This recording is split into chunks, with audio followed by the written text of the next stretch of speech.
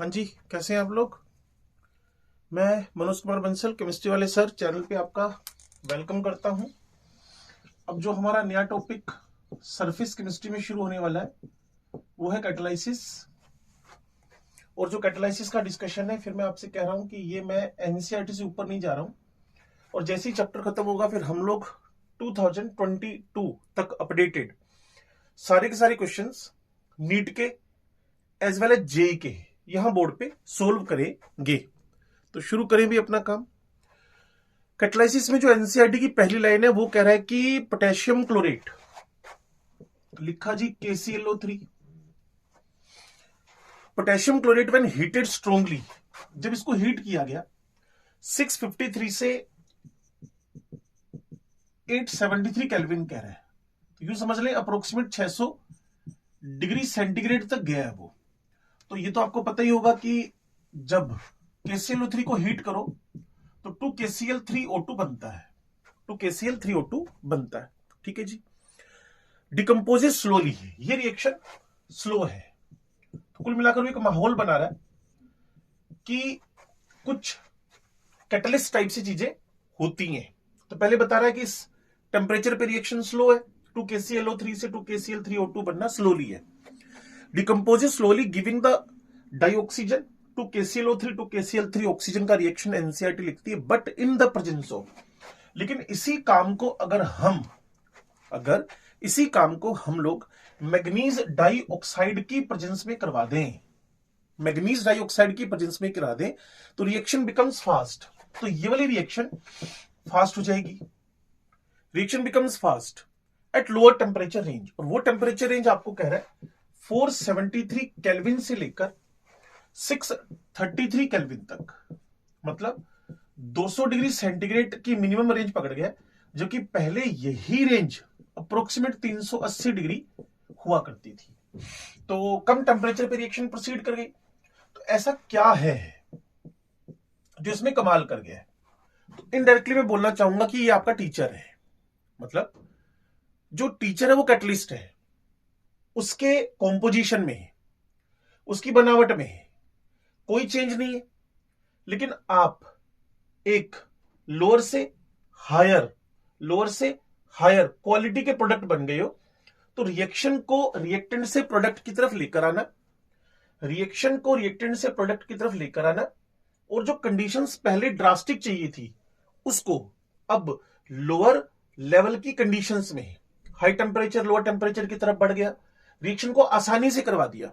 जिस चैप्टर को करने में आपको बहुत दिक्कत आ रही थी उसी चैप्टर को टीचर ने आसानी से करवा दिया। जिस रिएक्शन को करने में बड़ी दिक्कत आ रही थी उसी रिएक्शन को बहुत आसानी से करवा दिया। तो वो एक ही काम कर सकता है जिसको बोलते हैं कैटलिस्ट। तो यही कह रहे हैं आपसे वो। तो 473 से 633 केल्विन की रेंज में ये रिएक्शन एक्सेलरेटेड वे में आ गई, तेज हो गई, फास्ट हो गई। चलिए आगे बढ़ते हैं जी, एनसीईआरटी क्या लिखती है। तो सबसे पहले उन्होंने मुझे बताया कि कैटलिस्ट का जो पहला स्टडी हुआ वो आपने जब 11th क्लास का 12th चैप्टर पढ़ा था, ऑर्गेनिक केमिस्ट्री का जो फाउंडेशन था, वहां वाइटल फोर्स थ्योरी दी थी हमारे बर्जीलियस सर ने। तो यहां भी हमारे पास बर्जीलियस सर है जिन्होंने पहली बार कैटलिस्ट के बारे में बात की। कैटलिस्ट स्टडीड फर्स्ट, ये किया बर्जीलियस ने। डेफिनेशन क्या है जी कैटलिस्ट की? जो डेफिनेशन है वो मैंने आपको ऑलरेडी बता दी है। जो खुद के कॉम्पोजिशन में, स्ट्रक्चर में बिना बदलाव किए, बिना चेंज किए, बिना खुद को अल्टर किए रिएक्शन की स्पीड को बढ़ा दे, उसको बोलते हैं जी हम लोग कैटलिस्ट। क्या कह रहे हैं? Catalyst can accelerate. कैटलिस्ट क्या करते हैं जी? रेट को बढ़ाएगा, can accelerate the rate of chemical reaction and themselves remain chemically and quantitatively unchanged. जो खुद है itself quantitatively as well as structurally, उसके स्ट्रक्चर में भी कोई बदलाव नहीं आ रहा। केमिकली लिख सकते हैं, जो एनसीईआरटी लिखती है अपनी तरफ से, आपको तड़का ना मारे। केमिकली और क्वांटिटेटिवली जिसके अंदर कोई चेंज नहीं आ रहा, तो आपने इसको क्या बोल दिया जी? कैटलिस्ट बोल दिया। आपने इसको क्या बोल दिया? कैटलिस्ट बोल दिया। chemically and quantitatively unchanged after the reaction, that is known as the catalyst. तो बात बड़ी सिंपल है अगर आप समझे तो। पहली बात हुई क्या, आपने एक रिएक्शन ली, रिएक्शन स्लो स्पीड से चल रही थी, टेम्परेचर जबकि आपने हाई ले रखा था।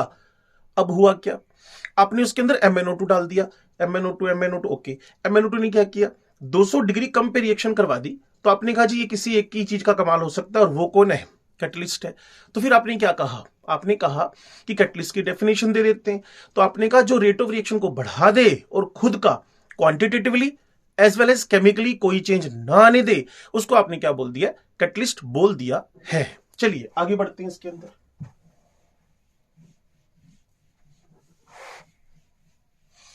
वीडियो को 2x की स्पीड पे रखिएगा, चीजें जल्दी समझ में आएंगी। नेक्स्ट उसने कहा जी promoters and poison. Promoters and poisons are substances that enhances the activity of catalyst. तो promoter अलग चीज है। promoter का काम क्या है, enhances the activity of catalyst। ये स्पीड प्रमोट कैटलिस्ट को करेगा, तो ये इंक्रीज करता है एक्टिविटी। किसकी एक्टिविटी इंक्रीज कर रहा है, of the catalyst. Promoter enhances the activity of catalyst while poison जो है, जबकि जो poison है वो एक्टिविटी को डिक्रीज करेगा। The activity of a catalyst. For example एक हेबर प्रोसेस का एग्जाम्पल ले रहा है वो, Haber's process. Haber's process N2 हुआ, 3H2 हुआ, 2 अमोनिया हुआ, यहां आयरन है प्लस मोलिब्डेनम है। तो ये भाई साहब लिख रहे हैं अमोनिया बनने में जो मोलिब्डेनम है, ये जो मोलिब्डेनम है ये प्रमोटर का काम कर रहा है। किसका काम कर रहा है जी, प्रमोटर का काम कर रहा है। प्रमोटर किसके लिए, for the iron, acts as a promoter for iron which is used as catalyst. तो ये हमारे भाई साहब कौन है, कैटलिस्ट है। अब यू समझो अगर मैं आयरन अकेला लिया हूं तो रिएक्शन चल जाएगी क्योंकि तो कैटलिस्ट है, लेकिन मैं मोलिब्डेनम अकेला लिया हूं तो काम नहीं चलेगा। यू समझो कि मैं मान लो लिख रहा हूं बोर्ड पे, तो मेरे को कोई बंदा यहां खड़े होकर कभी मार्कर पकड़ा रहा है, कभी मेरा डस्टर मुझे पकड़ा रहा है, कभी मेरा वीडियो मुझे एडिट करके दे रहा है, क्लियर, कभी मेरे लैपटॉप को संभाल रहा है, कभी लाइटनिंग सही कर रहा है, तो मेरे को सपोर्ट कर रहा है, मेरी एक्टिविटी को प्रमोट कर रहा है। लेकिन मैं हट जाऊं और उसको ले आऊं, मैं हट जाता हूं और उसको ले आता हूं, तो मैं बोलता हूं भी मैं तुझे लाइट पकड़ा दूंगा, मैं तेरे एडिटिंग कर दूंगा, मैं तुझे रजिस्टर दे दूंगा, मैं तुझे लैपटॉप पकड़ा दूंगा, चल पढ़ाना शुरू कर। तो पॉसिबल तो है नहीं। इसलिए बोल रहा हूं कि प्रमोटर कैटलिस्ट नहीं है, प्रमोटर कैटलिस्ट नहीं है, प्रमोटर कैटलिस्ट की एक्टिविटी को बढ़ाने का काम करता है। तो यहां आपका मोलिब्डेनम क्या है जी, वो मोलिब्डेनम आपका आयरन के लिए प्रमोटर है। चलिए N2 3H2 अमोनिया की रिएक्शन आपको एनसीईआरटी के बेसिस पे मिल जाएगी, और मैंने कहा था डिस्क्रिप्शन बॉक्स में आपके पास इस पीडीएफ अवेलेबल है, उस पीडीएफ को आप डाउनलोड कर ले और मेरे साथ साथ में आप पढ़ सकते हैं। नेक्स्ट टारगेट क्या है जी, हमें कह रहा है कैटलिस्ट कैटालिसिस जो प्रोसेस है उसको हमने 2 पार्ट्स में डिवाइड कर दिया है, हमने उसको 2 पार्ट्स में डिवाइड कर दिया है। तो अभी पढ़ते हैं उसके बारे में। तो नेक्स्ट टास्क में हमारे पास ये था कि हम कैटालिसिस को 2 पार्ट्स में स्प्लिट कर दें। एक था आपके पास होमोजिनस, एक था आपके पास होमोजिनस, दूसरा था आपके पास हेट्रोजिनस। ठीक है जी। होमोजिनस में क्या है, जितनी भी आपके पास रिएक्टेंट्स हैं और जितनी भी आपके पास प्रोडक्ट्स हैं एज वेल एज जो कैटलिस्ट है वो सारे के सारे सिमिलर फिजिकल स्टेट में होंगे, सिमिलर फिजिकल स्टेट में होंगे। तो क्या लिखा हुआ एनसीईआरटी में, होमोजेनस कैटालिसिस के बारे में लिखा हुआ है when the reactant product and the catalyst are in the similar physical state either in the liquid or in the gas. तो उसको हमने बोल दिया जी होमोजेनस कैटालिसिस। एग्जांपल में इन्होंने क्या दिया, oxide of nitrogen as the catalyst in the lead chamber process, जो आपके सिलेबस में नहीं है लेकिन एनसीईआरटी के कैटालिसिस में लिखा हुआ है लेड चैम्बर मेथड। H2SO4 का बनाने का तरीका होता है, ये H2SO4 को बनाने का तरीका है लेड चैम्बर मेथड। ठीक है जी। लेड चैम्बर मेथड के अंदर उसने रिएक्शन करवाया SO2 का O2 के साथ और SO3 बनवा दिया। होमोजेनस कैटालाइसिस पढ़ रहे, तो सबकी फिजिकल स्टेट सिमिलर है। 2SO2 O2 टू SO3 किसकी प्रेजेंस में? NO की प्रेजेंस में। लेड चैम्बर मेथड में ये SO2 का ऑक्सीडेशन हुआ। ऐसे ही hydrolysis of sugar is catalysed by H+ ions furnished by sulphuric acid. तो मैं यहां C12 H22 O11 लेकर पानी से रिएक्शन करवा रहा हूं और यहां मैं H2SO4 दे रहा हूं। ये भी मेरे पास एक्वस है, ये तो लिक्विड आपको पता ही है। यहां ग्लूकोज का भी एक्वस सॉल्यूशन मिल जाएगा, यहां फ्रक्टोज का भी एक्वस सॉल्यूशन मिल जाएगा। तो इन सबकी फिजिकल स्टेट सिमिलर है। ये लिखा hydrolysis of sugar is catalysed by H+ ions which are furnished by the sulphuric acid. तो दोनों रिएक्शन आपके लिए मुझे लगता है कूल है, जो आपने ऑलरेडी पढ़ी हुई है। तो सिमिलर फिजिकल स्टेट अगर reactant product as well as जो कैटलिस्ट है उसकी हो तो उसको आप होमोजेनस कैटालाइसिस के नाम से जान रहे हैं। चलिए आगे बढ़ते हैं। अगला आपके पास है जी हेट्रोजेनस कैटालाइसिस। हेट्रोजेनस कैटालाइसिस में क्या बोल रहे हैं ये पहले मैं आपको बता दूं। रिएक्टेंट, बस उल्टा कर लो, रिएक्टेंट प्रोडक्ट और कैटलिस्ट जब सिमिलर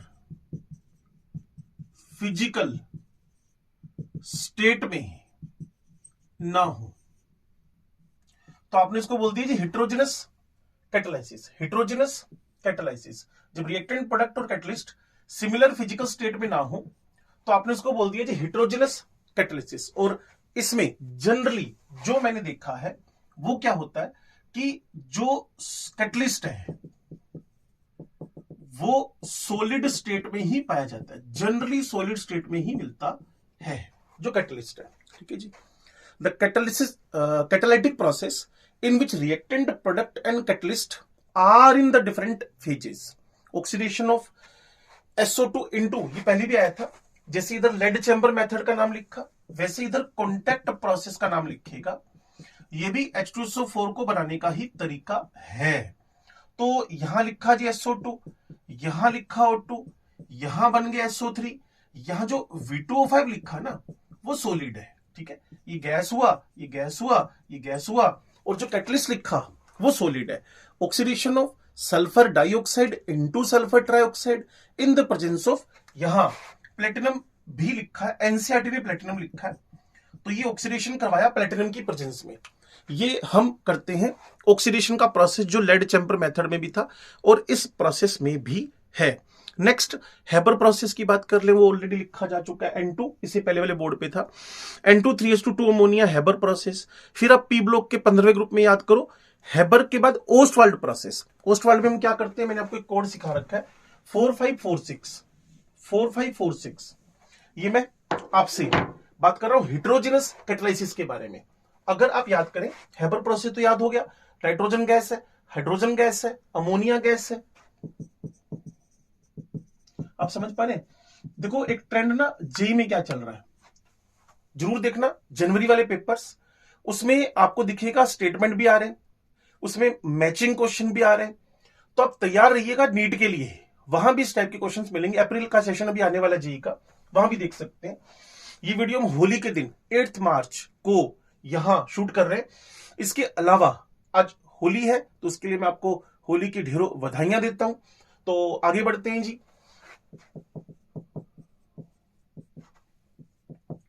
लो जी, तो यहां मैंने आयरन लिया था, मोलिब्डेनम मैंने बताया था प्रमोटर है, तो सबकी गैस स्टेट है एक्सेप्ट आयरन। इसके अलावा ओस्टवाल्ड प्रोसेस, ओस्टवाल्ड प्रोसेस, ठीक है। यहां कोड बनाया था 4546 का। 4 मेरे पास अमोनिया था, 5 ऑक्सीजन था, अगर आपको याद आ रहा हो पहली रिएक्शन थी। यहां 4 ही NO बन गए, 6 वाटर बन गए, एनसीईआरटी सेम लिखती है। और इसको पूरे प्रोसेस को प्रोसीड करवाया प्लेटिनम सॉलिड की प्रेजेंस में। प्लेटिनम, तो इसलिए मुझे शक था कि प्लेटिनम ले रहे हैं कि नहीं ले रहे हैं, हो सकता है एनसीईआरटी की गलती हो। मेरी तरफ से SO2 O2 जब चेंज हो रहा है ना तो वो SO3 में इन द प्रेजेंस ऑफ V2O5 बदल रहा है, तो उसकी मिस्टेक हो सकती है। हाँ जी, नेक्स्ट है वेजिटेबल ऑयल्स। अगर आपको याद है वहां हमने डबल बॉन्ड्स को सिंगल बॉन्ड में बदला था। तो ये गैस यहां आपने पीटीपीडी निकल ले लिया, और जो पीटीपीडी निकल है वो सॉलिड स्टेट में, पीटीपीडी निकल सॉलिड स्टेट में, वेजिटेबल ऑयल्स लिक्विड का हाइड्रोजनेशन करवाकर वेजिटेबल घी, ऑयल लिक्विड्स का घी, सॉलिड में कन्वर्जन प्लेटिनम सॉलिड की प्रेजेंस में या पीटीपीडी निकल की प्रेजेंस में। तो ये हरकतें, निकल लिखा है वैसे एनसीईआरटी में, कोई फर्क नहीं पड़ता, हाइड्रोजनेशन तो आप निकल पीटीपीडी से करवा ही सकते हैं। तो होमोजिनस कैटालिसिस का मतलब क्या हुआ? होमोजिनस कैटालिसिस का मतलब हुआ कि फिजिकल स्टेट सेम होगी। जैसे सुक्रोज का आपने हाइड्रोलिसिस करवाया तो सारे के सारे लिक्विड फेज में थे। उसके बाद आपने उससे पहले एक रिएक्शन लिखी जिसमें आपने SO2 लिया, O2 लिया, लेड चैम्बर मेथड, और वहां आपने SO3 बनवाया तो वहां NO गैस फॉर्म में था। फिर आप हेट्रोजिनस पे आ गए। हेट्रोजिनस में हेबर का एग्जांपल, ओस्टवाल्ड का एग्जांपल, और ये जो आपके पास ऑयल लिक्विड से घी सॉलिड बनने का प्रोसेस है। यहां फिजिकल स्टेट में जनरली हम लोगों ने जो हमारा कैटलिस्ट लिया है वो हमने सॉलिड स्टेट में लिया हुआ है। चलिए अब वो कह रहा है जी आपने adsorption theory of heterogeneous catalysis पढ़नी है। Adsorption theory of the heterogeneous catalysis, adsorption theory of the heterogeneous catalysis, adsorption theory of the heterogeneous catalysis, adsorption theory of the heterogeneous catalysis पढ़नी है। बड़े सिंपल से स्टेप्स हैं, अगर आप तो फोकस करेंगे तो आपको याद हो जाएगी। The old theory known as adsorption theory of the catalysis. Adsorption theory ये है, उसको बोलते थे ओल्ड थ्योरी को, जो एनसीईआरटी की टर्म्स है वही मैं पढ़ रहा हूं, मैं अपनी तरफ से कुछ नहीं कर रहा, बस थोड़ा सा समझाने का पुट इसमें डाल रहा हूं। Old theory known as the adsorption theory of the catalysis. इसमें क्या है? Reactant in the gaseous state और in solution are adsorbed on the surface of solid catalyst. ये सॉलिड कैटलिस्ट है आपके पास, ठीक है जी, ये आपके पास सॉलिड कैटलिस्ट है, ठीक हुआ। The reactant in gaseous state और इन सॉल्यूशन, इसकी सरफेस पर रिएक्टेंट क्या हुआ जी? एडजॉर्ब हुआ। क्या हुआ जी? एडजॉर्ब हुआ। चलिए आगे बढ़ते हैं। The reactant in gaseous state और in solution are adsorbed on the surface of solid catalyst. चलो आगे। The increase in concentration of reactant on the surface increases the rate of reaction. तो जितनी इनकी कॉन्सेंट्रेशन बढ़ेगी, ये पहली बात हुई। दूसरी बात, जितना कॉन्सेंट्रेशन, वैसे तो आपको इक्विलिब्रियम चैप्टर का लॉ ऑफ मास एक्शन याद आ ही जाएगा, जितना कॉन्सेंट्रेशन बढ़ेगी उतना रेट ऑफ रिएक्शन बढ़ेगा। The increase in concentration of the reactant on the surface increases the rate of reaction. जितनी इनकी कॉन्सेंट्रेशन सरफेस पे बढ़ेगी उतना स्पीड बढ़ती चली जाएगी। आगे बढ़ते हैं। Adsorption being an exothermic process, सबको पता है। डेल्टा एच एडजॉर्प्शन का, अगर आपने मेरा पहला वो 1.5 आवर का वीडियो देखा हो तो एडजॉर्प्शन को हमने एक्सोथर्मिक बोला हुआ था। Adsorption being an exothermic process, the heat of adsorption is utilised. ये जो हीट निकल रही है, ठीक है ना, वो एनहांस कर रही है रेट ऑफ रिएक्शन को। तो इसको डायरेक्टली प्रोपोर्शनल कर दे रेट ऑफ रिएक्शन के। आगे बढ़ते हैं जी। द कैटालिटिक एक्शन, जो कैटालिटिक एक्शन है, can be explained in terms of intermediate compound formation. तो वो इंटरमीडिएट कंपाउंड फॉर्मेशन, वो तो जब आप हमारा काइनेटिक्स पढ़ते हैं वहां भी पढ़ते हैं कि कहीं ना कहीं इस पूरे प्रोसेस में इंटरमीडिएट का फॉर्मेशन होएगा। पहली बात, एडजॉर्ब हुआ, कॉन्सेंट्रेशन जितनी ज्यादा रेट बढ़ा, और एडजॉर्प्शन से जो हीट निकलती है वो स्पीड को बढ़ाने में काम आ रही है। कैटालिटिक एक्शन को हम इंटरमीडिएट कंपाउंड फॉर्मेशन के थ्रू भी समझा सकते हैं। द मॉडर्न एडजॉर्प्शन थ्योरी में क्या लिखा हुआ है, इसी का दूसरा नाम हम नाम बोल देते हैं, जो एनसीईआरटी आप पढ़ेंगे वहां मैंने इसको थोड़ा शॉर्ट कर दिया है। फिर मैं कह रहा हूं वो पीडीएफ डाउनलोड कर लेना, वहां से आपको इजीली बातें समझने को आ जाएंगी। The modern adsorption theory is equals to intermediate compound formation theory plus old adsorption theory. समझे मेरी बात को मैं क्या कह रहा हूं? देखो पीछे जो एनसीईआरटी ने एक लाइन दी कि कैटालिटिक एक्शन को हम इंटरमीडिएट बनने के थ्रू समझा सकते हैं, इंटरमीडिएट कंपाउंड फॉर्मेशन के थ्रू समझा सकते हैं। बातें समझ में आ गई। अब हमने क्या किया, ओल्ड एडजॉर्प्शन थ्योरी थी ये तीनों 1 2 3, इसमें मिक्स कर दिया किसको, इंटरमीडिएट कंपाउंड फॉर्मेशन को। तो ये हमारी मॉडर्न एडजॉर्प्शन थ्योरी बन गई। मॉडर्न एडजॉर्प्शन थ्योरी क्या हुई, intermediate compound formation theory plus old adsorption theory is equals to हमारी बन गई है modern adsorption theory. The catalytic activities localised on the surface of catalyst, ये तो सबको पता है। जितनी भी कैटलिस्ट की एक्टिविटी है, क्लियर ना, the catalytic activity is localised on the surface of catalyst. वो तो इसके अलावा कहीं होगी नहीं ना। अगर कैटलिस्ट है तो सारी एक्टिविटी इसकी सरफेस पे होंगी। इसीलिए बार बार वो कह रहा है कि हम इसको सरफेस केमिस्ट्री में पढ़ रहे हैं, क्योंकि सारी की सारी एक्टिविटीज ऑन द सरफेस चल रही है। चलिए आगे बढ़ते हैं। अब ना जब आप एनसीईआरटी देखोगे तो आपको एक डायग्राम नजर आएगा, वो आपको एडजॉर्प्शन थ्योरी एग्जैक्टली समझा रहा है।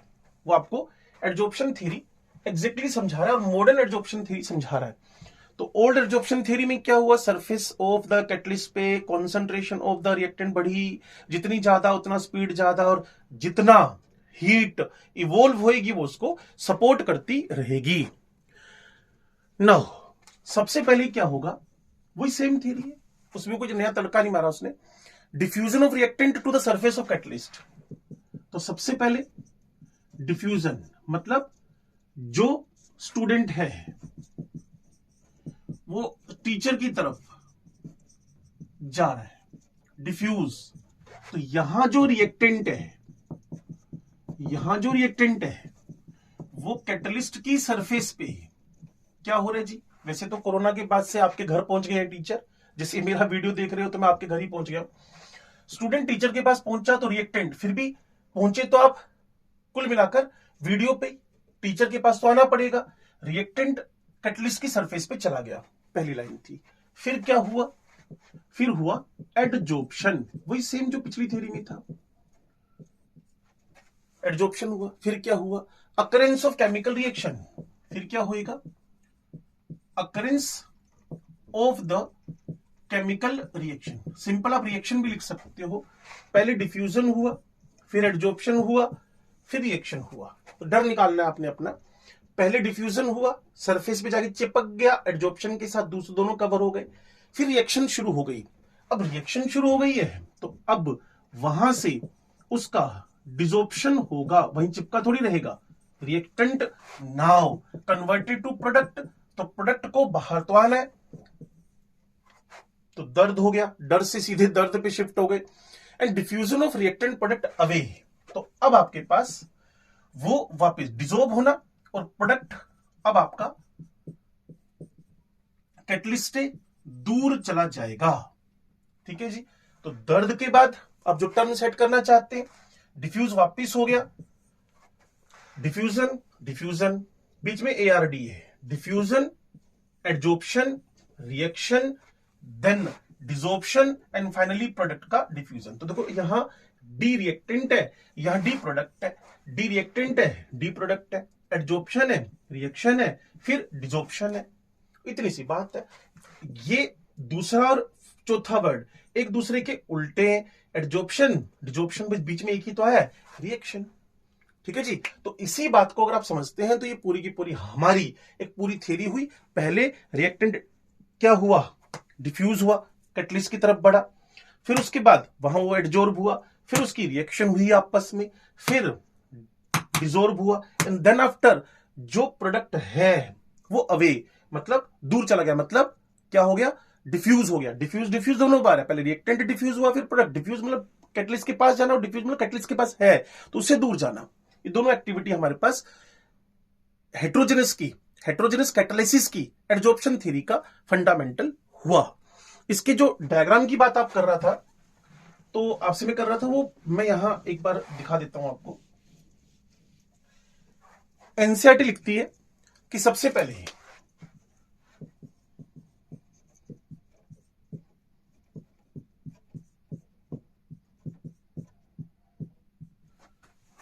उन्होंने बताया catalyst surface having free valencies. यहां कैटलिस्ट है, ये इनके पास फ्री वैलेंसीज है, बिल्कुल है जी। अब क्या हुआ, प्लस ए प्लस बी, ठीक हो गया। मैंने आपको बताया था सबसे पहले डिफ्यूजन, ये डिफ्यूज करके इसके सरफेस पे पहुंचेंगे और एडजॉर्प्शन होगा। तो इसने सीधे सीधे पहली बात, दूसरी बात उठाई है कि एडजॉर्प्शन हो गया है, एडजॉर्प्शन ऑफ रिएक्टिंग मॉलिक्यूल्स। तो इस फोटो को रीड्रॉ करना पड़ेगा। इस फोटो को जब आप रीड्रॉ करेंगे तो पहले फिजिकल एडजॉर्प्शन होगा, फिर केमिकल होगा। तो ए और बी इस पर इस तरीके से चिपक गए हैं। Adsorption of reacting molecules, adsorption ये इसकी तरफ डिफ्यूज हो रहा है, दर्द का D, diffusion of reactant towards the catalyst, फिर एडजॉर्प्शन हुआ, हो गया जी। तीसरा डायग्राम क्या कह रहा है, वो कह रहा है इंटरमीडिएट बना। मैंने कहा ना पुरानी थ्योरी और कंपाउंड का इंटरमीडिएट फॉर्मेशन, इन दोनों को जोड़ दें तो हमारे पास बनती है नई थ्योरी, जिसको आपने modern theory of the heterogeneous catalysis बोला हुआ है। तो यहां क्या बना, ये फोटो फिर बनानी पड़ेगी मुझे। यहां पर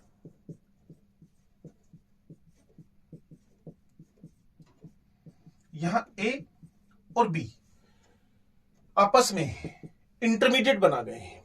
अब दर्द DAR रिएक्शन हो गई, दर्द का डी, अब क्या होएगा जी, डिसॉर्प्शन होएगा। अब क्या होएगा, डिसॉर्प्शन। तो डिसॉर्प्शन होने में, और लास्ट लाइन मैंने बोली थी ये डिसॉर्प्शन हुआ, उसके बाद यहां डिफ्यूज अवे, डिफ्यूज अवे। तो डिसॉर्प्शन दिखाया तो उसमें क्या दिखाया उसने, फोटो को जो पहली वाली थी वो diagram as such copy paste हुआ और ए और बी को इकट्ठा करके उसने लिख दिया और नीचे लिखा कैटलिस्ट फ्री हो चुका है, ए बी प्रोडक्ट के फॉर्म में अलग आ चुके हैं। और ये कौन था जी, ये था आपका reactant, reactant, adsorption of reacting molecules, formation of intermediate and desorption of the product. तो दर्द से आप चीजों को समझ सकते हैं। DARD का मतलब मैंने बार बार आपको बता दिया, बस तसल्ली से एक बार वीडियो को ध्यान से सुन लीजिएगा। पहले 1.5 आवर का वीडियो है, देन आफ्टर मुझे लगता है ये भी 1.5 आवर के आसपास जाने को तैयार है। जब ये 1.5 आवर के आसपास चला गया तो फिर आप सरफेस केमिस्ट्री का 3 घंटे का जो स्टार्ट का, 3 घंटे आपके लिए 1.5 घंटा है ना, 1.5 आवर ही है ना। कारण पता है क्या है, क्योंकि आप 2x पे सुनेंगे उसको। चलिए अब मैं आगे बढ़ रहा हूं। This theory explains why the catalyst remains unchanged, आपके सामने था पीछे डायग्राम में आपने देखा, in mass and chemical composition at the end of reaction and is effective even in small quantity। तो कैटलिस्ट आपको स्मॉल क्वांटिटी में ही, 24 घंटे में से टीचर की क्लास 1 घंटे है। अगर आप सोचेंगे आपके साथ टीचर 23 घंटे रुकेगा तो आप समझ लीजिए कि आपकी लाइफ बर्बाद होने वाली है। उसका 1 घंटा ही, 1.5 घंटा ही, 2 घंटा ही आपके साथ रहना ठीक है। तो जो कैटलिस्ट आपके पास है ये स्मॉल क्वांटिटी में ही कमाल दिखा देगा, स्मॉल क्वांटिटी में ही कमाल दिखा देगा, ठीक है जी। And effective in the small quantity, it however doesn't explain the action of catalytic promoter and catalystic poison. हाँ ये जरूर है कि इस थ्योरी को पढ़ने के बाद हमें ये नहीं पता चल पा रहा, doesn't explain the action of catalytic promoter and catalytic poison, कि हमारे पास कैटलिस्ट पे प्रमोटर क्या हरकत कर रहा है, कैसे हरकत कर रहा है, ये थ्योरी हमें नहीं समझा पा रही। और जो हमारे पास पॉइजन है वो क्या हरकत कर पा रहा है, इसकी हमें कोई भी इस बारे में इंफॉर्मेशन नहीं मिलती है। कैटलिस्ट पे पॉइजन कैसे काम कर रहा है, कैसे प्रमोटर काम कर रहा है, इस बात की कोई इंफॉर्मेशन हमें नहीं मिल रही है। दोनों पीपी प्रमोटर पॉइजन एक बढ़ा रहा है एक्टिविटी, डिक्रीज कर रहा है। अब रोजनमंड रिएक्शन पढ़े, PD+BSO4 है, लिंडलार पढ़े, PDC है, तो क्या हरकत कर रहे हैं मैंने आपको बताया कि इसके बारे में हमारी कैटालिटिक थ्योरी में ये एक्सप्लेन्ड नहीं है। तो वीडियो अगर देखने में आपको अच्छा लग रहा है तो आप इसको लाइक करें, शेयर करें। देखिए जो मेरा अगला टास्क है वो है important features of the solid catalyst, important features of the solid catalysts. जो सॉलिड कैटलिस्ट्स हैं उनके इंपॉर्टेंट फीचर्स। तो पहला फीचर जो आपके पास आ रहा है वो है एक्टिविटी, वो है एक्टिविटी, ठीक है जी। पहला फीचर आ रहा है आपके पास एक्टिविटी। क्या कह रहे हैं, the activity of catalyst depends upon the strength of chemisorption to a large extent. Line फिर पढ़ लेते हैं क्या कह रहे हैं वो, the reactant must get adsorbed reasonably strongly. देखो लाइन बड़ी अच्छी है। आप नानी के घर गए, मजे मारने गए थे, बाद में चला वहीं रह गए आप, नानी ने आने नहीं दिया, लाइफ बर्बाद, पढ़ने देंगे नहीं आपको, पढ़ तो आप मम्मी पापा के टच में ही सकते हो। तो हाइड्रोजन जब इस कैटलिस्ट पर जुड़ा तो इसका रीजनेबली स्ट्रेंथ के साथ जुड़ना जरूरी है। अगर ये ज्यादा स्ट्रेंथ के साथ जुड़ गया और परमानेंट कंपाउंड बना गया तो आप समझ लिए कि हमारे रिएक्टेंट ने भी बर्बाद होना पक्का है। जैसे मैंने अभी आपको बोला था, एक्टिविटी ऑफ ए कैटलिस्ट, ठीक हो गया, depend upon the strength of chemisorption. अगर केमिजोप्शन, ये जो केमिजोप्शन हो रहा है, अगर केमिजोप्शन की स्ट्रेंथ रीजनेबल है तब तक तो ठीक है। अगर केमिजोप्शन की स्ट्रेंथ ज्यादा हो गई, उसने क्या लिखा, the reactant must get adsorbed reasonably strongly, not get adsorbed so strongly that they are immobilised. बातें पता चला कि कैटलिस्ट पर आपका रिएक्टेंट परमानेंटली जुड़ गया, बर्बाद हो जाएगा भाई। हाँ, own to the catalyst to become active. However, it has been found that for hydrogenation reaction, the catalytic activity, ये अच्छी बात हो सकती है एनसीईआरटी की जो एक लाइन लिख रहा है वो, catalytic activity increases from, catalytic activity increase किसके लिए, for the hydrogenation, hydrogenation reaction, hydrogenation के लिए, बात लिंक भी हो जाएगी, समझ भी जाओगे आप। पीरियोडिक टेबल के अंदर ग्रुप नंबर 5 से लेकर ग्रुप नंबर 11 तक एक्टिविटी बढ़ रही है, with maximum activity being shown by the, इसमें भी जो 7 से 9 है ये अपनी मैक्सिमम एक्टिविटी शो कर रहे हैं। मान लीजिए आपके यहां जहां भी स्कूल में है, घर में है, या फिर कोचिंग इंस्टीट्यूट में पढ़ रहे हैं, तो ऐसा हमेशा नहीं होता कि आप चारों टीचर के साथ इक्वली एसोसिएटेड होते हो। आप एसोसिएटेड होते हो कहीं ज्यादा कहीं कम, ठीक होगी बात। तो होगा क्या, जो हाइड्रोजिनेशन है वो पीरियोडिक टेबल में ग्रुप 5 अगर आप समझते हैं तो स्कैंडियम, टाइटेनियम, वेनेडियम, ये मेरा 3rd, ये 4th, ये 5th ग्रुप है। डी ब्लॉक का वीडियो भी आ रहा है बहुत जल्दी। तो ये 5वां ग्रुप है, ठीक हो गया। 5वें से 11 तक, कहां तक, कॉपर तक, ये 11वां ग्रुप है। उसमें से भी vanadium, chromium, manganese, iron, cobalt, निकल, कॉपर, जो वेनेडियम है ये 5वां है, ये 6वां है, ये 7वां है, ये 8वां है, ये 9वां है, ये 10वां है। तो उसने क्या कहा, मैक्सिमम आपको 7 से 9 तक मिलती है और आपको याद भी होगा, क्लियर। मैग्नीज, आयरन, कोबाल्ट आपके हाइड्रोजनेशन के लिए हम इन मेटल्स को बहुत अच्छा इसलिए मानकर चलते हैं, वैसे तो 5 से 11 तक चल ही रहा है, कॉपर तक, निकल, पीटी भी बार बार लेते ही हम लोग। तो हाइड्रोजनेशन के लिए 5 से 11, इससे पहले इसके बाद में क्यों नहीं ले पा रहे। वैसे जिंक तो वैसे ही बर्बाद आत्मा है, तो जिंक को तो वैसे भी नहीं लेना क्योंकि उसके तो कैटालिटिक एक्टिविटी को ढंग की है नहीं, एक अच्छा रिड्यूसिंग एजेंट जरूर हो सकता है वो। तो इससे पहले इसके बाद में हो सकता है ऐसा होता हो कि आपका रिएक्टेंट मेटल पर पूरी तरह से इमोबिलाइज, परमानेंटली जुड़ गया हो। उस परमानेंटली जुड़ने की वजह से हम क्या देख पाएंगे, परमानेंटली जुड़ने की वजह से हम क्या देख पाएंगे कि कहीं ना कहीं, परमानेंटली जुड़ने की वजह से हम क्या देख पाएंगे कि कहीं ना कहीं रिएक्शन हमारी प्रोसीड नहीं कर रही है। तो एक्टिविटी का मतलब हुआ कि आपको रीजनेबली स्ट्रेंथ के साथ जुड़ना है। आपको ऐसे नहीं कि एक स्ट्रॉन्ग बॉन्ड बना के बैठ जाना है जिससे कि रिएक्शन आगे ना बढ़ पाए। टीचर के साथ एक कैटलिस्ट जैसा बिहेवियर बहुत अच्छा रहता है। अगर आप परमानेंटली जुड़ने की कोशिश करते हैं तो आपके लिए नुकसानदायक है, ठीक है जी। तो चलो, ये तो बात समझने की आपके। तो आगे बढ़ते हैं भाई। एक्टिविटी के बाद नेक्स्ट वगैरह सेलेक्टिविटी। एक्टिविटी के बाद सेलेक्टिविटी। तो एक्टिविटी में बच्चे कहेंगे सर मोटी मोटी बात हमें पता क्या चली, मुझे तो 2 वर्ड्स ही पता चल रहे हैं बस, कि रीजनेबली स्ट्रेंथ के साथ जुड़ना चाहिए। अगर रीजनेबली स्ट्रेंथ की जगह पर एक स्ट्रॉन्गली बॉन्ड बना रहा है तो फिर रिएक्शन आगे नहीं बढ़ पाएगी। हमारा रिएक्टेंट कैटलिस्ट पर इमोबिलाइज्ड मतलब परमानेंटली जुड़ जाएगा। नेक्स्ट नंबर 2 पे चल रही है जी सेलेक्टिविटी। सेलेक्टिविटी, ठीक है जी। क्या कह रहे हैं, selectivity of a catalyst is its ability to direct a reaction. आप यहां जाइए, आप ये बनाइए, डायरेक्ट द रिएक्शन। रिएक्शन को डायरेक्शन देने का काम करती है सेलेक्टिविटी।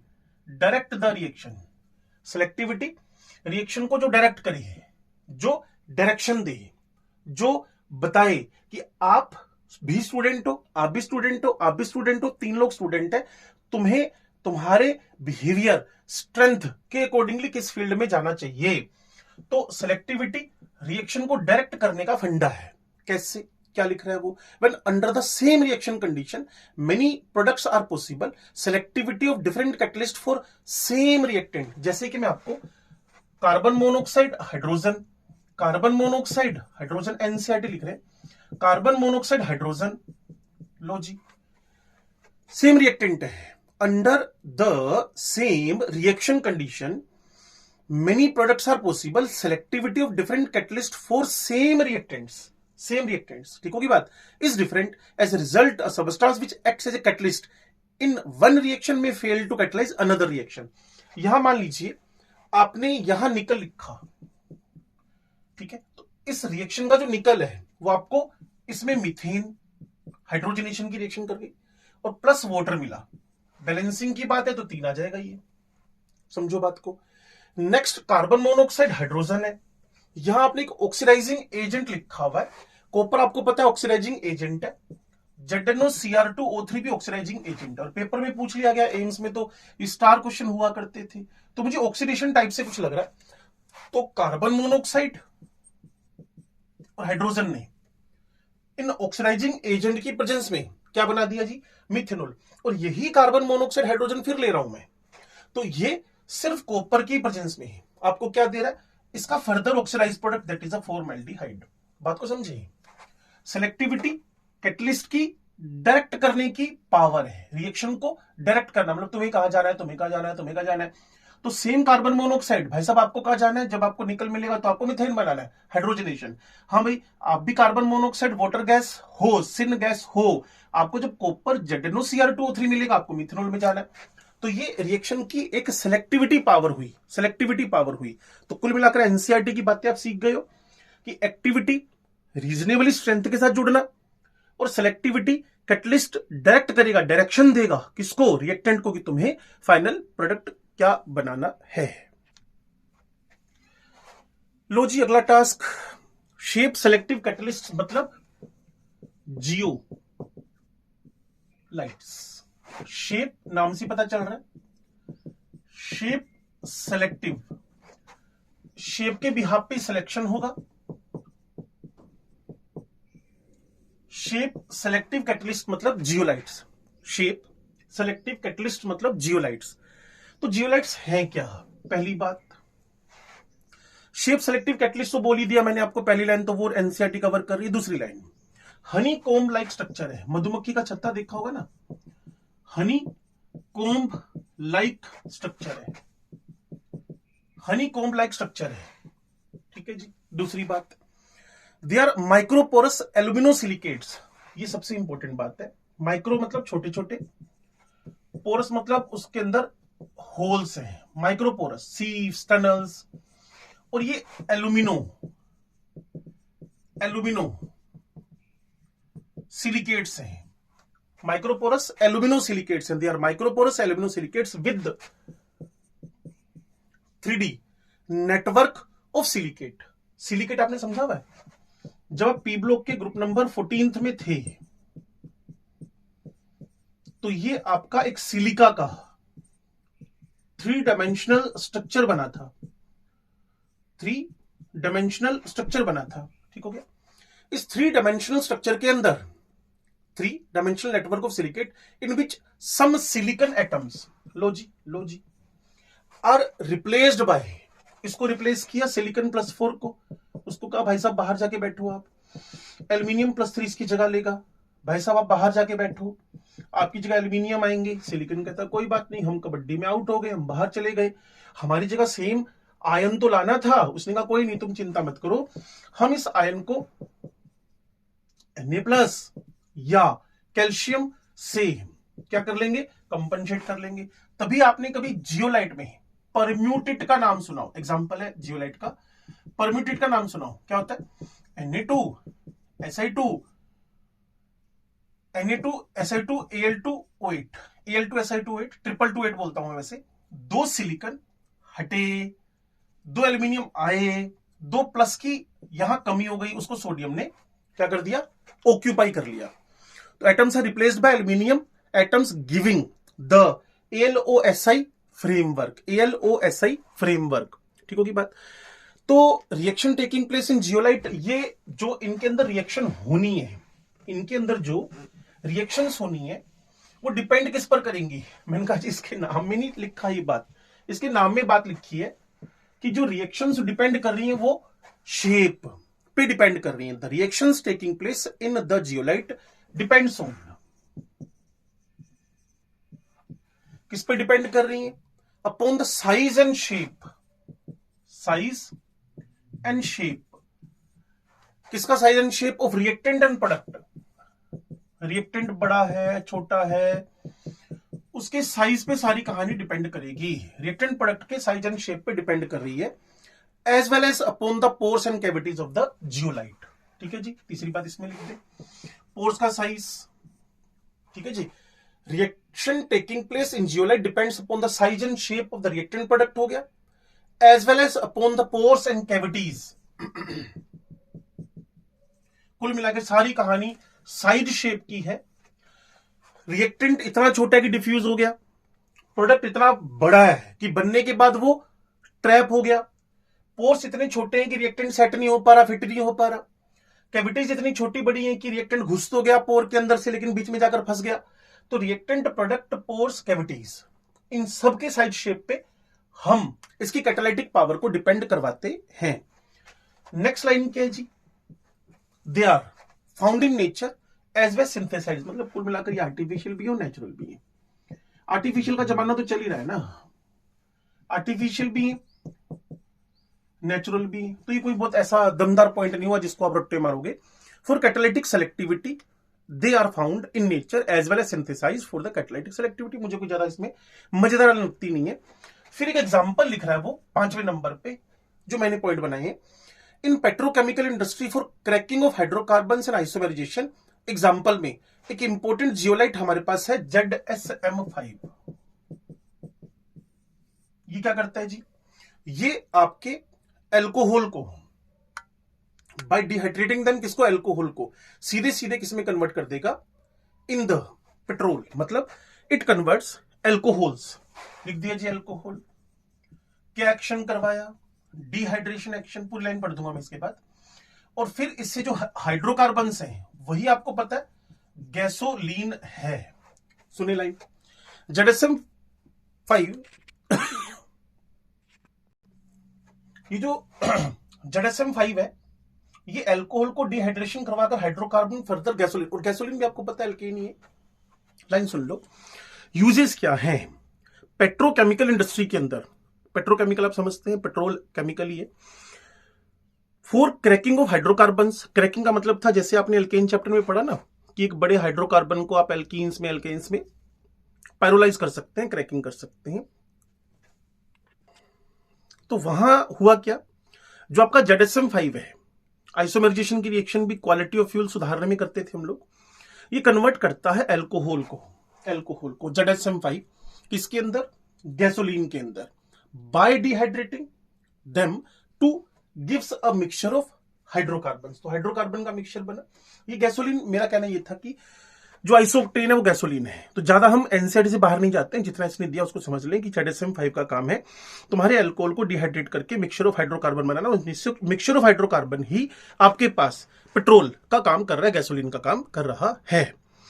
अब इस चैप्टर का, कैटालिसिस चैप्टर का मतलब third part of the surface chemistry का एंजाइम शुरू हो रहा है। तो चलिए एंजाइम के बारे में बात करते हैं।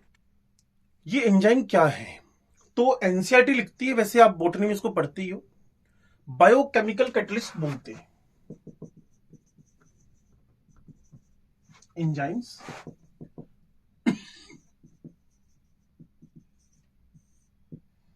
बायो केमिकल कैटलिस्ट है। सबसे पहले सिंथेसाइज हुए थे 1969, कोई बहुत पुरानी घटना नहीं है, 1969। और कॉम्प्लेक्स नाइट्रोजनस, ये है क्या? ये नाइट्रोजनस ऑर्गेनिक कंपाउंड्स हैं, नाइट्रोजनस। बाकी आपके पास अगर ये इंफॉर्मेशन पहले से हो तो फिर आप ये पार्ट को बिना टाइम खराब के स्किप कर सकते हो। Protein molecules of high molecular mass, तो कहीं ना कहीं मुझे अमाइनो एसिड से मिलते हुए नजर आते हैं ये, जिससे कि प्रोटीन बना। और प्रोटीन का बाय डिफॉल्ट मतलब बायोमोलिक्यूल में था क्या, that is high molecular weight macromolecule which are produced by living organism. इनको प्रोड्यूस कौन करता है, लिविंग ऑर्गेनिजम्स, इनको प्रोड्यूस करते लिविंग ऑर्गेनिजम्स, ठीक होगी बात, which are produced by the living organ and form colloidal solution in water. Enzymes पानी के अंदर कोलोइडल सॉल्यूशन बनाते हैं। Next, they are very effective catalyst, वो तो पता ही है। एंजाइम्स आपकी बॉडी में जिस काम को आप 10 दिन तक नहीं करवा पाओ, ये भाई साहब आपको कुछ घंटों में करवा के दे देते हैं। Many enzymes have been obtain in pure crystalline state from the living cells. थोड़ा सा ऐसा पार्ट है जिसको समझाया नहीं जा सकता। ये नाइट्रोजनस कॉम्प्लेक्स कंपाउंड्स हैं, अमाइनो एसिड प्रोटीन मिलते हैं, तो प्रोटीनस है कुल मिलाकर। ऑर्गेनाइज ये प्रोड्यूस होंगे लिविंग ऑर्गेनिज्म मेरे द्वारा, हाँ, और कोलोइडल सॉल्यूशन बनाता है पानी के अंदर और क्रिस्टलाइन फॉर्म में अलग कर लिए गए हैं। अब एग्जांपल दे रहा है, cane sugar C12 H22 O11 को आप ग्लूकोज प्लस फ्रुक्टोज में बदलना चाहते हो, शायद आपको याद आ जाएगा। इस प्रोसेस को करवाने वाले एंजाइम का नाम है इनवर्टेज, या इसी को सुक्रेज भी बोलते हैं, ठीक है। तो ज्यादा कुछ नहीं बोल रहा है इस पे। Conversion of glucose into ethyl alcohol, ये तो बहुत अच्छे से पता है आपको। अल्कोहल चैप्टर याद करो, मैंने बताया खुद आपको। जाइमेज इसको ethanol plus carbon dioxide plus heat, तभी इसको हमने फर्मेंटेशन बोला था, तभी हमने इसको फर्मेंटेशन बोला था। Third, conversion of starch into maltose by diastase. तो यहां स्टार्च लिखा जी, यहां आप लोगों ने एंजाइम लिखा डायास्टेज। डायस्टेज क्या बना देगा, maltose. Wording is conversion of starch into maltose by the diastase. और वैसे माल्टोज बनती खटाक से, उसमें जाइमेज डालो, ethanol plus CO2 plus heat आपको मिलती है, जिसका नाम फर्मेंटेशन है। तो एंजाइम्स बायोकेमिकल कैटलिस्ट है। नाइट्रोजनस कॉम्प्लेक्स कंपाउंड मतलब प्रोटीनस है। लिविंग ऑर्गेनिज्म से ही प्रोड्यूस और सिंथेसाइज हो सकते हैं। पानी में कोलोइडल सॉल्यूशन बनाते हैं, क्रिस्टलाइन फॉर्म में अलग किए जा चुके हैं।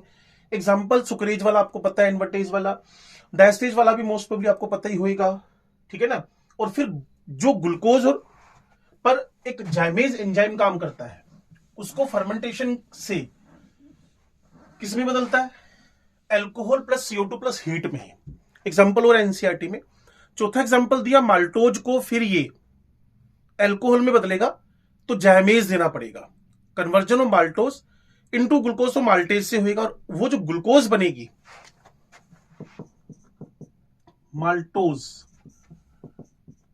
माल्टेज, ग्लूकोज प्लस ग्लूकोज, फिर आगे की सारी प्रोसेस आपको पता है। यूरिया को अमोनिया और CO2 में बदलना, यूरिया को अमोनिया और CO2 में बदलना, ये काम यूरिएज करेगा। Decomposition of urea into ammonia and CO2 by the urease enzyme. In stomach के अंदर पेप्सिन, ये पार्ट आप स्किप कर सकते हैं अगर आपको ये पार्ट आता है तो। In stomach the pepsin enzyme converts proteins. यहां कुछ बच्चे ऑब्जेक्शन करते हैं कि बायो में कुछ और लिखा है, तो बायो की बात को फुल एंड फाइनल माना जाए। In stomach the pepsin enzyme converts protein into peptides. ठीक है, मैं एनसीईआरटी से बात कर रहा हूं सिर्फ। वाइल इन इंटेस्टाइन, ये कहां हुआ, ये स्टोमिक में हुआ, ठीक है ना, ये प्रोसेस स्टोमिक में हुआ। देखिए अगला काम हमारा है कि हम कैरेक्टरिस्टिक्स ऑफ द एंजाइम्स के बारे में जानना चाहते हैं। जो एंजाइम्स के कैरेक्टरिस्टिक्स हैं, पहली बात ये हाईली एफिशिएंट है, पहली बात ये हाईली एफिशिएंट है।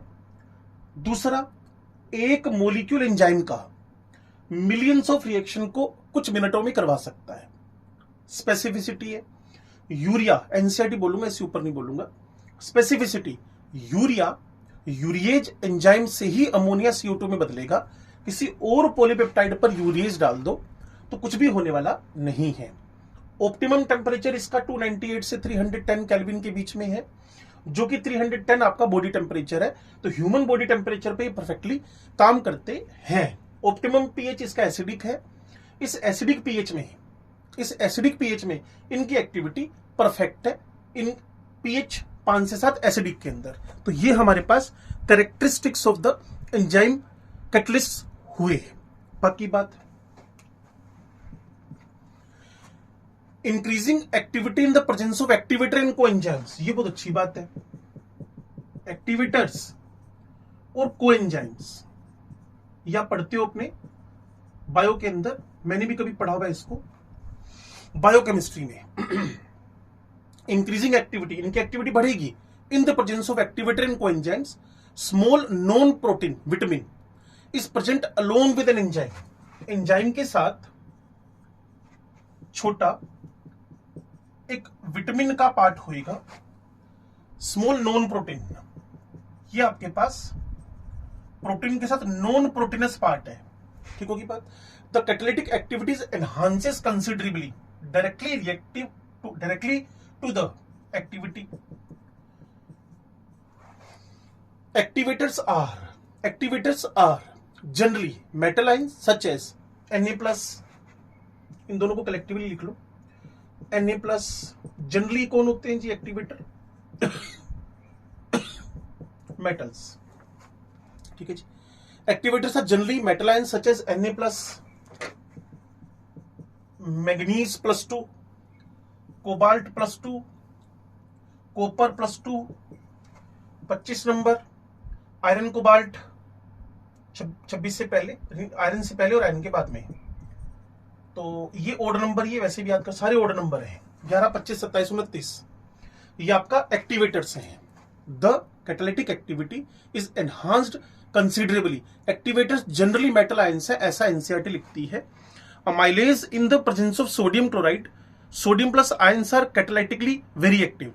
अमाइलेज जो सोडियम क्लोराइड है उसकी प्रेजेंस में अपनी एक्टिविटी को एनहांस कर देता है, ऐसा एनसीईआरटी लिखती है।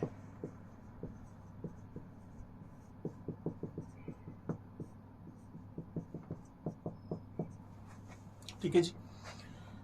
बाकी influences of inhibitor and poisons, the inhibitor और poison interact with active functional group on the enzyme surface and often reduce और completely destroy the catalytic activity of enzyme.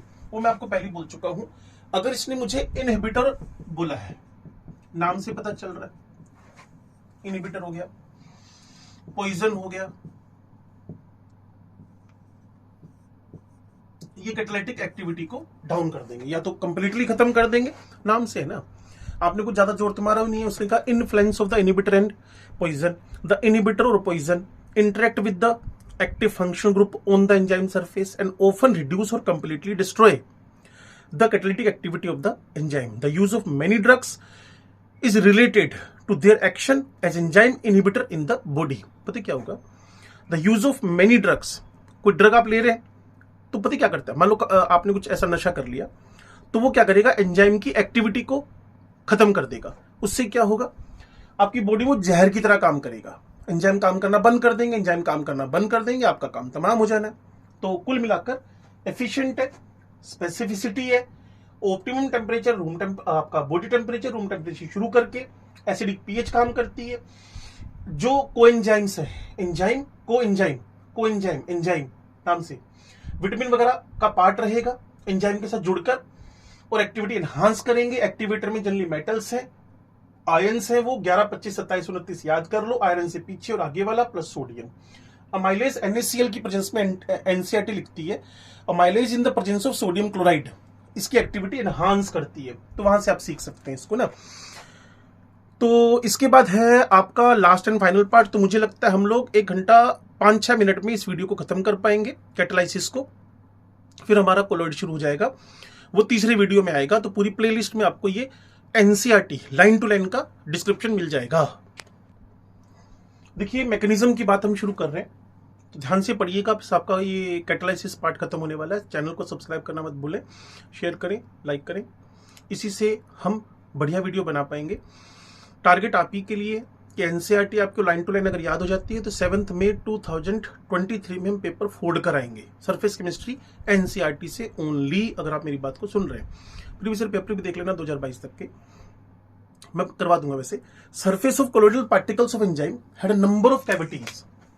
तो सबसे पहले एंजाइम लिखा, बिल्कुल लिख दिया जी। उसका कोलोइडल फॉर्म याद आ रहा है कुछ, पानी में ये कोलोइडल सॉल्यूशन बनाता है। इसमें हमारे पास कैविटीज हैं। Surface of colloidal particle of enzyme has number of cavities, इस पर ढेरों कैविटीज बनी हुई है। चलो इतनी बात समझ, कैविटीज है मतलब सरफेस एरिया ज्यादा है। एक्टिव सेंटर्स भी बोलते हैं इसको, एक्टिव सेंटर्स भी बोलते हैं इसको, active centres. These cavities are of characteristic shape, इनका एक पर्टिकुलर शेप ही होएगा। जैसे कि एंजाइम को मैंने ई से लिख दिया तो ये शेप फिक्स है, ये इसकी एक्टिव साइड्स हैं। तो सामने से जो हमारे पास सबस्ट्रेट है वो कुछ इस शेप का होएगा, जैसे कि एक लोक और फिर आपके पास एक की होती है, लोक एंड की मॉडल, या बायो में पढ़ते हैं, बायोकेमिस्ट्री में तो लाइनें पढ़ता हूं मैं। These cavities are of characteristic shape, these cavities are of characteristic shape and possess active group such as, इन पर अमाइन ग्रुप हो सकता है, COOH ग्रुप हो सकता है, acid chapter, amine chapter, thiol chapter वो सिलेबस का पार्ट है नहीं वैसे, एल्कोहल चैप्टर। तो एल्कोहल भी आ गए, अमाइंस भी आ गए, एसिड्स भी आ गए और थायो अल्कोहल भी आ गई। ये इनके एक्टिव फंक्शन ग्रुप्स हैं। The molecule of the reactant, जिसको आप सबस्ट्रेट बोलोगे, ठीक है, ये हमारा सबस्ट्रेट है, ये हमारा सबस्ट्रेट है, ठीक होगी बात। विच हैज कंप्लीमेंट्री शेप, इसका कंप्लीमेंट्री शेप है ये, इसमें ये ग्रुप्स बनी हुई है, इसमें ग्रुप्स नहीं बनी हुई है, तो कंप्लीमेंट्री शेप है इसका। वापिस the molecule of reactant, reactant molecule है, which has complementary shape fit into these cavities, ये इस कैविटीज में क्या होएगा जी, फिट हो जाएगा, फिट हो जाएगा, फिट हो जाएगा। ये हमारा सबस्ट्रेट है, ये हमारा एंजाइम है, ठीक हो गया। Fit into cavities just like a key fits into a lock on account of the presence of active groups an activated complex is formed. ये हमारा एक्टिवेटेड कॉम्प्लेक्स बन गया, ठीक हो गया। Is formed which then decomposes to yield product. तो हमारे enzyme sir तो वैसे के वैसे फ्री हो गए, हम सारे हैं, और उसके साथ में आपका जो रिएक्टेंट था ये किस में चेंज हो गया जी, प्रोडक्ट में चेंज हो गया। अगर आप एग्जैक्टली चीजों को पहले पढ़ चुके हो तो ये आपके लिए हाईली बेनिफिशियल है। थोड़ा लिंक करके देखिएगा, आपको तो ये पूरे कैटालाइसिस और एडजॉर्प्शन से भी मिलती जुलती बातें नजर आएंगी कि एक्टिव साइट पर जाकर उसी की कंप्लीमेंट्री शेप वाला जुड़ गया, फिर एक एक्टिव कॉम्प्लेक्स बना और फाइनली एंजाइम उसी हालत में फ्री हो गया और प्रोडक्ट आपके पास बाहर निकल आया। तो E+S एनसीईआरटी लिखती है, E से कॉम्प्लेक्स बनाती है, E+P कर देती है, फिर एंजाइम में एक की दिखाई है उसने और एक्टिव साइट सबस्ट्रेट में दिखाई है, उसी का कंप्लीमेंट्री शेप, दोनों का E+S से एक एक्टिव कॉम्प्लेक्स बनाया और फिर फाइनली उसने प्रोडक्ट बना दिया। Binding of enzyme to substrate to form an activated complex हो गया, फिर डिकम्पोजिशन ऑफ एक्टिवेटेड कॉम्प्लेक्स से फाइनली प्रोडक्ट बन गया है। फिर इस चैप्टर कैटालाइसिस चैप्टर का लास्ट पार्ट है, कैटालाइसिस चैप्टर का लास्ट पार्ट है वो है, सिंगल लाइन भी हमने मिस नहीं की है एनसीईआरटी में से, कैटालाइसिस इन इंडस्ट्री।